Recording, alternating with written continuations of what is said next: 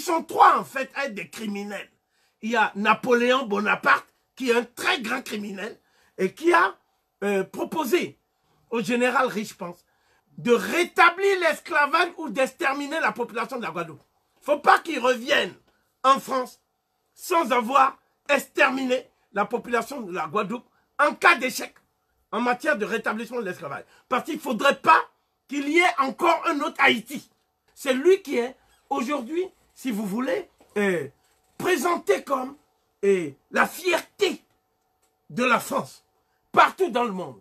La France n'a pas à être fière d'avoir comme héros emblématique des criminels de la nature de Napoléon Bonaparte. Le deuxième plus grand criminel, c'est Léopold II. Léopold II a supprimé la vie de 10 millions. Les chiffres varient. Certains parlent de 14 millions de Congolais. Donc, c'est un des plus grands macabres, les plus accablants qu'on puisse trouver dans le décompte des crimes, ce qu'on appelle des méga-crimes contre l'humanité. Et le troisième, qui lui est reconnu comme un criminel, c'est Hitler. Mais la différence, c'est que les deux autres, leurs crimes ont touché les Noirs. Donc, on a considéré qu'ils étaient des héros. Hitler, lui, il n'a pas eu le temps d'exterminer les Noirs. Il a d'abord exterminé les Blancs, et singulièrement les Juifs, et aussi les Tziganes, les homosexuels, les communistes, les infirmes. Parce que Hitler n'aimait pas que les infirmes puissent vivre, parce qu'il paraît que lorsqu'un infirme fait un enfant, l'enfant est dégénéré aussi. Donc il y avait des théories de l'eugénisme.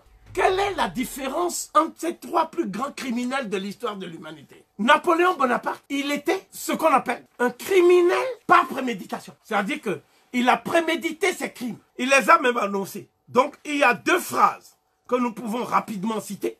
Donc il dit « Ma décision de détruire partout et par tous les moyens l'autorité des Noirs à Saint-Dominique, Haïti.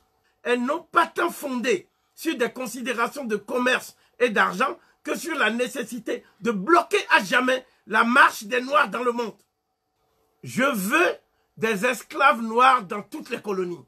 La liberté est un aliment pour lequel l'estomac des nègres n'est pas préparé. Je crois qu'il faut saisir toutes les occasions pour leur rendre leur nourriture naturelle, entre parenthèses l'esclavage, en l'épurant des assaisonnements que commandent la justice et l'humanité. Je crois qu'il faut envoyer une force militaire considérable en Guadeloupe, non pas pour la réduire à ce qu'elle était, mais à ce qu'elle doit être et à ce qu'elle n'aurait jamais dû cesser d'être.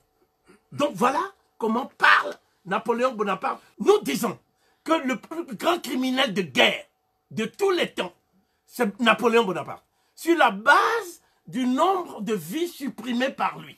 Il a volé l'argent de la traite négrière grâce à Joséphine, l'impératrice. Donc c'est Joséphine qui a financé sa carrière avec l'argent de la traite négrière. Donc cela doit être connu de tous, parce que c'est un faux héros. Ce n'est pas un héros, c'est un anti-héros et c'est un criminel de guerre de la pire espèce. C'est l'historien spécialisé de la période napoléonienne, présente comme l'homme qui a donné à l'Europe ses lettres de noblesse et sa grandeur dans le concert des nations. Je dirais que c'est plutôt l'homme qui a apporté à l'Europe, si vous voulez, ce qu'on appelle la bassesse, l'ignominie, le crime érigé en épopée de gloire. Le deuxième plus grand criminel de tous les temps, c'est Léopold II. Lui, il a fait 14 millions de victimes. Parce qu'il n'a pas tué que des Congolais.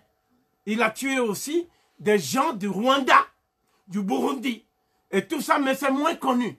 Parce qu'il n'a pas coupé les mains et il n'a pas exhibé ces gens-là de cette manière. Donc, l'autre criminel de guerre, qui est effectivement un monstre de la même ampleur que Napoléon Bonaparte et Léopold II, c'est Hitler. Mais Hitler, il a commis la bévue de prendre pour cible des Blancs. Voilà pourquoi il est devenu l'incarnation du criminel par excellence. S'il avait pris pour cible des Noirs, il serait un héros. Voilà notre position.